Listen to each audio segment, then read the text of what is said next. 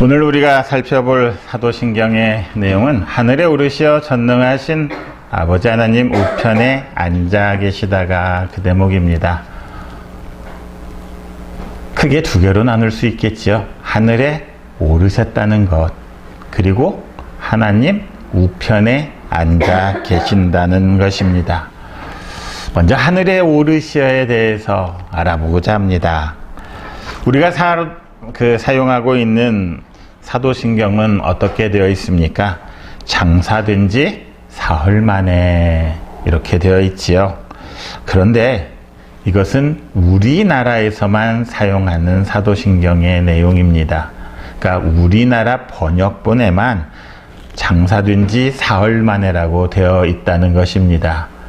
대개의 그리스도교를 믿는 사람들의 사도신경, 다른 나라의 사도신경에는 장사되어 지옥에 내려가신 지 사흘 만에 이렇게 되어 있습니다.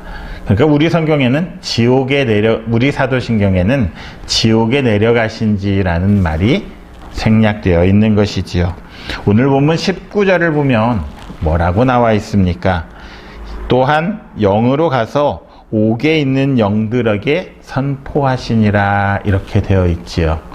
이 말은 예수 그리스도께서 지옥에 내려가셨다라는 말입니다. 자, 그러면 하늘에 오르시어라는 말은 앞에 있는 지옥에 내려가셨다라는 말과 서로 반대되는 말이지요.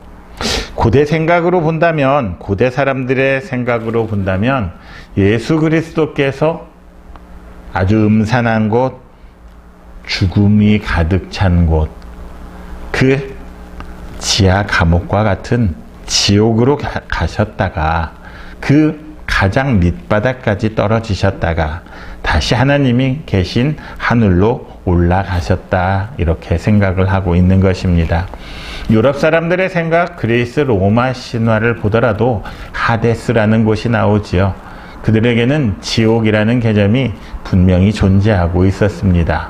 자, 그런데 예수님께서 우리의 육체도 지배하시고 영도 지배하신다면 하나님 나라뿐 아니라 지옥까지도 다스리시는 분이심을 우리가 알아야 한다는 것이지요. 그리스 로마 신화에서는 지옥의 신은 지옥의 신대로 따로 있습니다. 동양에서도 염라대왕이라 그런 칭하는 지옥에 다스리는 자가 있지 않습니까?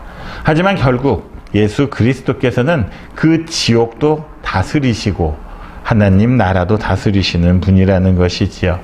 그런데 우리가 여기에서 하나 생각해 봐야 할 게 있습니다. 처음에 천국 하나님 나라를 말하는 것도 그냥 공간적인 개념이 아니다 이런 말씀을 드렸지요. 아무리 로켓을 타고 하늘 위로 올라가 봤자 그 3층천, 셋째 하늘 이런 것은 존재하지 않습니다. 그런 공간적인 개념이 아님을 알아야 한다는 것이지요. 마찬가지입니다. 지옥도 공간적인 개념이 아닙니다. 땅속 깊은 곳에 지옥이 있다고들 생각하지만 아무리 땅속 깊은 곳을 파고 들어가도 지옥은 나타나지 않습니다. 그렇다면 천국과 지옥은 무엇을 의미하는 것입니까? 그것은 예수님의 사역의 형태와 관계가 있는 말입니다. 예수님이 지옥으로 내려가셨다는 표현, 이 표현은 은유나 비유로 우리가 받아들여야 한다는 것이지요. 문자적으로 그대로 받아들일 수는 없다는 말입니다. 성경은 문자적으로 해석이 돼야 되는 부분들도 있지만 대부분은 비유로 표현을 하고 있습니다. 특히 계시록들이 그렇습니다. 그래서 그것을 문자로 그대로 받아버리면 상당한 문제를 일으키게 되어 있습니다. 계시록은 특별히 숫자가 많이 있지요. 666이라는 얘기 많이 들어보지 않았습니까? 14만 4천이라는 얘기도 들어봤죠. 이런 것들을 문자적으로 그대로 숫자로 받아버리면 많은 문제들이 생긴다는 것입니다.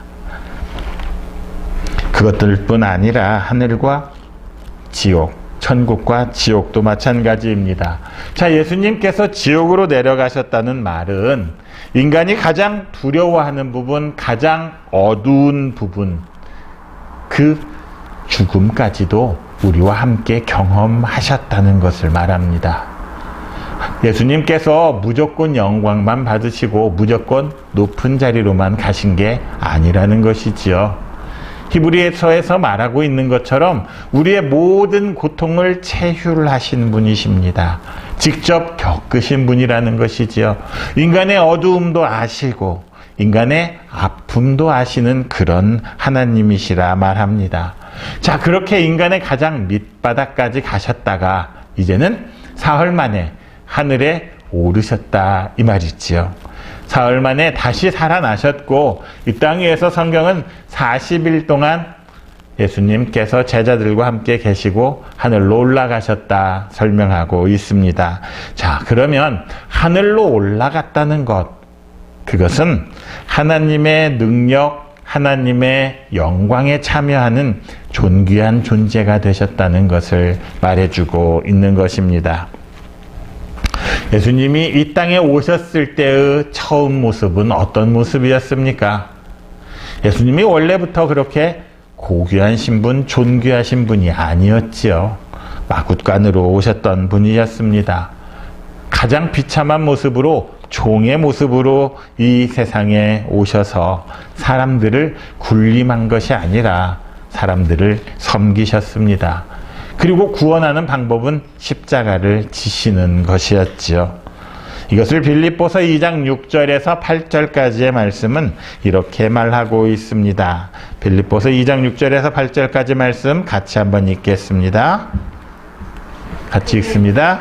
그는 근본 하나님의 본체시나 하나님과 동등됨을 취할 것으로 여기지 아니하시고 오히려 자기를 비워 종의 형체를 가지사 사람들과 같이 되셨고 사람의 모양으로 나타나사 자기를 낮추시고 죽기까지 복종하셨으니 곧 십자가에 죽으심이라.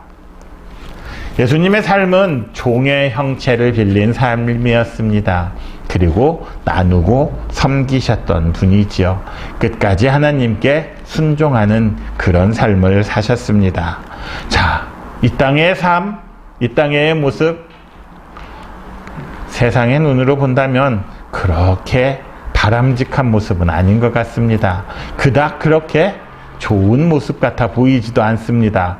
한 번도 세상을 호령해 보지도 않았고 호의호식을 누리지도 못했던 그런 삶이었습니다. 항상 자기를 비우는 삶이었고 다른 사람들을 섬기고 복종하는 삶이었습니다. 그런데 그 예수님께서 부활하신 후에는 어떻게 되셨습니까? 하나님의 능력과 영광에 참여하는 영원한 대제사장이 되었다 성경은 말합니다. 특별히 하나님의 우편에 앉아 계신다 이렇게 말하고 있습니다. 이것 또한 마찬가지입니다. 정말 예수님께서 하나님의 우편에만 앉아 계시는 것입니까? 이렇게 질문하신다면 저는 답하기가 어려울 것 같습니다. 옛날 사람들의 개념, 우편은 어떤 자리입니까? 영광의 자리지요. 권능의 자리입니다. 강한 힘을 가진 자리. 그것을 비유할 때 우편이라 표현을 합니다.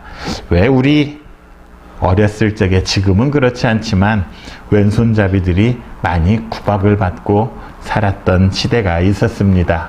그래서 왼손을 사용하려고 하면 자꾸 왼손을 쓰지 못하게 했지요. 오른손으로 자꾸 전환을 시키려고 애를 썼습니다. 그런데 요즘을 보니 왼손과 오른손을 같이 쓰는 것이 훨씬 더 두뇌에도 좋고 여러 가지로 좋다고 말하지 않습니까? 사람들의 기존 고정관념은 오른쪽이 훨씬 더 강한 것, 영광스러운 것이라 생각을 했습니다. 성경도 그렇습니다. 몇 군데를 한번 찾아보도록 하겠습니다. 시편 17편 7절 말씀입니다. 같이 한번 읽겠습니다. 주께 피하는 자들을 그 일어나 치는 자들에게서 오른손으로 구원하시는 주여, 주의 기이한 사랑을 나타내소서. 하나님께서 오른손으로 우리를 구원하셨다는 것, 그 강력한 힘으로 우리를 붙잡아 주신다는 것입니다. 시편 18편 35절입니다. 같이 읽습니다. 또 주께서 주의 구원하는 방패를 내게 주시며 주의 오른손이 나를 붙들고 주의 온유함이 나를 크게 하셨나이다. 주님께서는 우리를 항상 그 강한 오른손으로 붙들어 주시지요. 시편 20편 6절 같이 읽겠습니다. 여호와께서 자기에게 기름 부은 자를 구원하시는 줄 이제 내가 아노니 그의 오른손에 구원하는 힘으로 그의 거룩한 하늘에서 그에게 응답하시리로다. 하나만 더 볼까요? 시편 48편 10절입니다. 같이 읽습니다. 하나님이여 주의 이름과 같이 찬송도 땅끝까지 미쳤으며 주의 오른손에는 정의가 충만하였나이다. 주님의 오른손, 우리 하나님의 오른손은 정의가 충만한 손, 강한 힘을 가진 손, 우리를 구원하시는 그런 손이라 말하고 있습니다. 그럼 왼손은 힘이 없는 것입니까? 비유임을 분명히 깨달아야 합니다.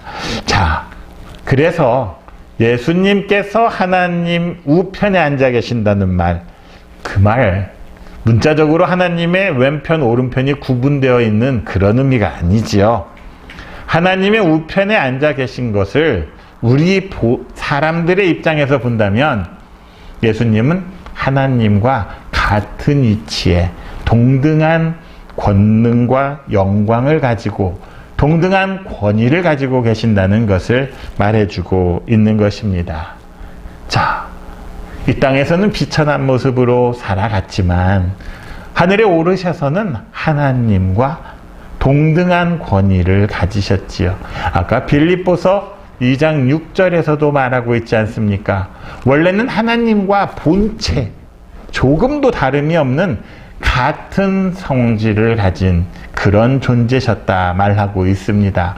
다시 이 땅에서 그 여정을 끝내고 하나님께 돌아가서 결국 하나님과 하나가 되어 계신다는 것이지요. 자, 그렇다면 예수님께서는 하나님 우편에서 하시는 일이 무엇입니까? 도대체 그분은 우리와 무슨 관계가 있는 것입니까? 성경은 그리스도께서 자기 아버지 앞에서 믿는 사람의 대언자가 되신다 이렇게 말하고 있습니다. 요한일서 2장 1절 한번 보겠습니다. 자, 같이 읽습니다. 만일 누가 죄를 범하여도 아버지 앞에서 우리에게 대언자가 있으니 곧 의로우신 예수 그리스도시라. 대언자라는 건 어떤 사람입니까? 우리의 말을 대신해 주시는 분, 우리를 보호해 주시고 옹호해 주시고 변호해 주시는 분. 성경은 이를 중보자, 보혜사 이렇게 설명을 하고 있습니다. 예수님께서는 우리의 연약함을 아시지요. 실제로 인간으로 살아보셨기에 인간이 얼마나 나약하고 연약한지를 아십니다. 그래서 우리가 끊임없이 죄를 지을 수밖에 없는 것도 아시지요. 그래서 그 죄에 대한 용서를 얻기 위해서 끊임없이 우리를 변호하시는 분이십니다. 예수 그리스도는 믿는 사람들이 죄를 지을 때마다 하나님 우편에서 하나님, 제가 저들을 위해서 그 갈보리 십자가에서 흘렸던 그 피를 기억해 주십시오. 그 피를 보시고 죄인들에게 자비를 베풀어 주십시오. 항상 우리를 위해서 간구하고 간청하고 계시는 것입니다. 예수님께서는 우리가 하나님의 심판대 앞에 서서 죄를 기다릴 때, 벌을 기다릴 때 자신의 손과 발, 옆구리를 보이시면서 제가 이 사람을 위해서 하나님 그 명령에 따라 살이 찢기고 피를 흘려 죽은 것 아니겠습니까? 이제 이 죄인이 나의 십자가의 보혈의 그 공로로 그것을 힘입어서 하나님 앞에 나왔으니 그의 죄를 용서하여 주십시오. 이렇게 우리를 대신해서 변호하신다는 것입니다. 그 예수 그리스도의 십자가의 공로, 보혈의 공로를 힘입어서 우리의 모든 죄가 용서받을 수 있고 우리가 하나님의 자녀가 되고 하나님 나라의 백성이 될 수 있는 것이지요. 우리의 힘으로 할 수 있는 게 결코 아니었습니다. 예수 그리스도께서는 이 땅에서 십자가에 돌아가신 것, 그것으로 끝내는 것이 아니라 하늘에 올라가셔서도 우리를 위해서 끊임없이 간구하고 중보하고 계심을 알아야 합니다. 그 덕분에 우리가 사망과 멸망으로부터 구원받을 수 있는 것입니다. 아직도 우리는 이 땅에서 살아가고 있면서 그렇게 강건한 완전체가 되지 못하였지요. 지금도 하나님 우편에서 우리를 위해서 중보하시는, 우리는 마땅히 빌 바, 기도할 바가 무엇인지를 알지 못하지만 예수 그리스도께서 끊임없이 우리를 위해 중보하심으로 우리가 하나님의 자녀로 살아갈 수 있다는 것을 알아야 하는 것입니다. 그런 의미에서 예수 그리스도는 영원한 대제사장이시지요. 옛날 예수님이 오시기 전에 제사장은 어떤 사람이 하나님께 용서를 빌 때 직접 나아갈 수가 없었기에 그를 대신해서 하나님께 나아가서 그의 죄를, 속죄를 빌어줬던 그런 존재였습니다. 그런데 이 땅의 제사장들은 매번 죄를 지을 때마다 하나님 앞에 나아가서 그것을 제사를 드려야 했죠. 하지만 예수 그리스도는 자기의 육체를 속죄제, 속건제, 화목제로 단번에 드리심으로 우리의 모든 죄를 다 깨끗하게 씻어주신 분이십니다. 그리고 그것으로 끝난 것이 아니라 계속해서 우리의 삶의 문제에 관심을 가지고 우리를 돌보아주고 계신다는 것이지요. 이 땅에 살아가는 우리들의 문제 참 많습니다. 겉으로 보면 경제적인 문제인 경우가 참 많습니다. 그런데 경제적인 문제가 해결됐다고 해서 우리 인간의 삶의 문제가 해결되는 것은 아님을 알아야 합니다. 결국 인간의 문제는 그 무엇으로도 해결할 수가 없다는 것입니다. 우리의 힘으로 해결할 수 있는 문제가 아니라는 것이지요. 이것을 해결하고 나면 다른 문제가 또 생깁니다. 그것을 해결하면 또 다른 문제가 생기지요. 끝도 없는 문제의 나락 속으로 떨어져 버리지요. 내 힘으로 해결하다 보면 너무나 지치고 힘든 것이 우리의 삶입니다. 하지만 하나님께서는 그 문제를 해결하실 수 있습니다. 그리고 그 문제를 해결해 주시려고 이 땅에 예수 그리스도를 보내주셨다는 것이지요. 우리가 예수 그리스도를 영원한 대제사장으로 모신다면 예수님께서는 끊임없이 우리를 중보해 주실 것입니다. 그리고 끊임없이 우리를 하나님께로 인도해 주실 것입니다. 자, 그렇게 본다면 이 세상의 삶은 우리에게 속한 삶이 아니지요. 우리의 삶은 하나님 나라, 바로 그곳을 향해 가는 여정이 이 땅의 삶임을 알 수가 있는 것입니다. 사도 바울은 그래서 우리의 시민권은 하늘에 있다, 이렇게 표현을 했습니다. 비록 우리가 이 땅에서 살아가고는 있지만 우리의 영원한 목적지, 우리가 가야 할 본향, 그곳은 이 땅이 아니라 하나님 나라. 그래서 우리의 시민권은 하늘에 있다라고 말하고 있습니다. 좀 슬픈 이야기지만 우리나라에 있는 미군들이 범죄를 저지르면 우리나라 법정에서는 그를 체포할 권한이 없습니다. 잡으러 들어갈 수가 절대로 없습니다. 그래서 미군들은 사람을 죽여도 한국 경찰은 그들을 체포하지 못합니다. 체포를 하려고 하면 미국 정부의 허락을 받아야만 합니다. 힘없는 나라의 서름입니다. 불평등한 조약이지요. 하지만 어쩔 수가 없습니다. 자, 만약에 어떻게 해서 그 범죄한 미군을 우리가 체포했다고 합시다. 자, 그러면 그 미군은 변호사를 세워야 할 텐데 어떤 변호사를 선임을 하겠습니까? 한국인을 선임하겠습니까? 미국인을 선임하겠습니까? 여러분이라면 어떻게 하시겠습니까? 당연히 내 나라 사람, 나하고 말이 통할 수 있는 그런 사람을 선택하겠지요. 미국 변호사를 선택할 것입니다. 그는 미국 사람이니까요. 우리도 마찬가지 아니겠습니까? 우리는 시민권이 어디에 있습니까? 하늘에 있는 시민권자들이지요. 그러면 우리를 변호할 수 있는 사람은 이 땅에 있는 사람이 아니라 하늘에 있는 사람, 하늘에 속한 사람이어야 할 것입니다. 그렇다면 우리를 대신해주고 대언해주고 변호하고 중보하실 수 있는 분, 그분은 딱 한 분, 예수 그리스도밖에 없다는 것이지요.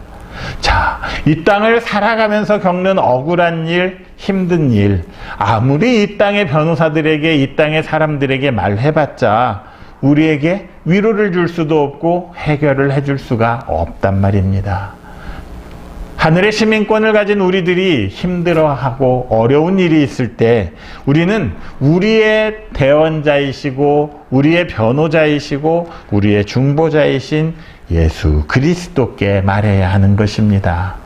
억울한 일을 당할 때도, 슬픈 일을 당할 때도, 죄의 용서를 빌 때도 모든 것을 다 예수 그리스도를 통해서 해야 한다는 것이지요.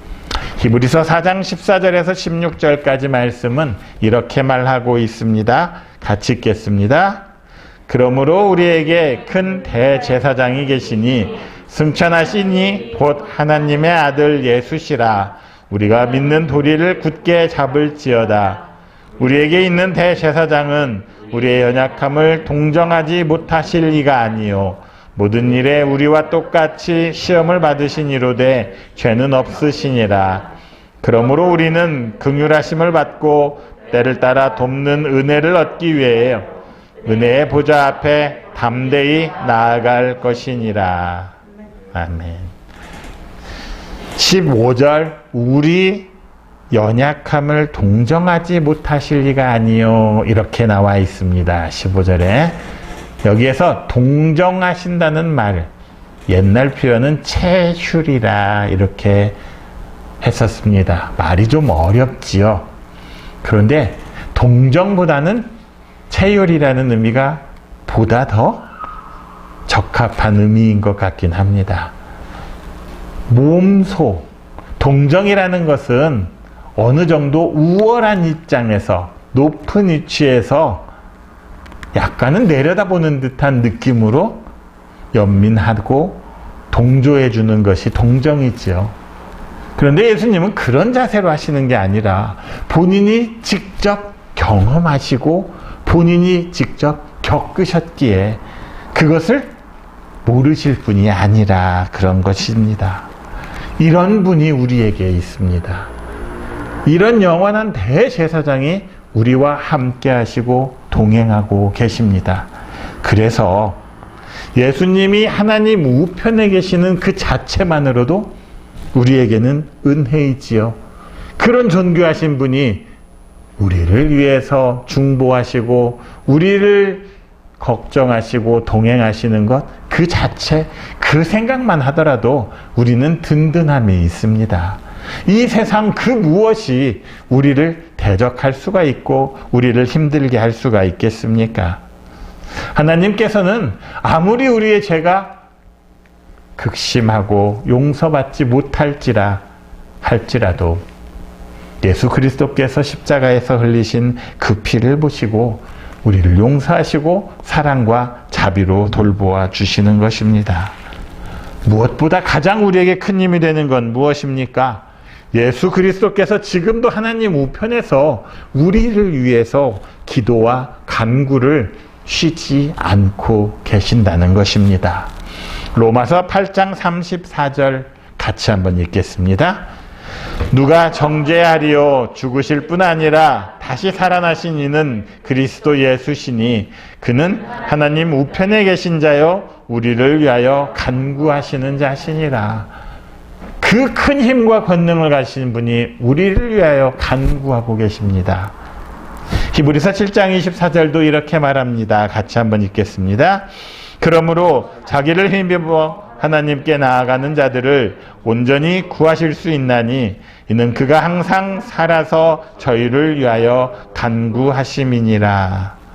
예수님께서는 이 땅에 계셨을 때뿐 아니라 승천하셔서도 하늘에 계셔서도 하나님 우편에서 우리를 위해서 기도하고 계심을 잊지 마시기 바랍니다. 부활하신 예수님은 하나님 나라에서는 하나님 우편에 계시지요. 그러면 그분은 하나님 나라에만 계십니까? 그분은 지금도 우리와 함께 동행하십니다. 그리고 이 땅에서 예수 그리스도가 계시는 곳, 그곳이 바로 교회인 것입니다. 교회는 이 세상에 있지만 이 세상의 것이 아니지요. 왜냐하면 그것은 예수 그리스도의 것이기 때문입니다. 하늘을 다스리시는 예수 그리스도께서 존재하시는 그곳이 교회이기에 이 교회는 이 세상에 있지만 이 세상에 속한 것이 아님을 알아야 한다는 것입니다. 그래서 우리가 흔히 하는 말이 예수 그리스도는 교회의 머리이시고 교회는 그분의 몸이라 말하는 것 아니겠습니까? 교회는 현실에 존재하지만 이 현실에만 사는 것이 아니라 영혼을 살아가는 그런 곳임을 우리가 깨달아야 합니다. 자, 그렇다면 교회는 예수 그리스도를 보여줄 수 있어야 합니다. 교회의 모습을 통해서, 교회의 사역을 통해서 예수 그리스도의 몸임을 증명할 수가 있어야 합니다. 그래서 그리스도의 몸인 교회는 이 땅에서 예수님이 살아가셨던 그 모습대로 살아가야 합니다. 예수님께서 보여주셨던 종의 모습으로 이 세상을 섬겨야 하는 것이지요. 세상 사람들에게 교회가 예수 그리스도의 모습이 되어야 합니다. 세상 사람들은 교회를 보면서 예수 그리스도를 떠올립니다. 세상 사람들은 교회를 보면서 하나님을 욕합니다. 또한 하나님을 칭송하기도 합니다. 교회가 잘못되어 간다는 것, 그것은 이 세상 사람들에게 하나님이 무엇인가 잘못 전해지고 있다는 말이기도 합니다. 그러면 우리는, 성도들은 어떻습니까? 성도들은 또한 그 교회의 부분이고 지체들 아니겠습니까? 몸의 한 부분들이지요. 결국 우리가 예수 그리스도를 생각나게 하는 그런 사람들이 되어야 합니다. 우리를 보고 세상 사람들이 예수 그리스도의 사랑과 헌신과 섬김을 깨달아야 하는 것이지요. 그렇다면 우리들의 삶의 방식 역시, 삶의 모습 역시 예수 그리스도와 똑같아야 합니다.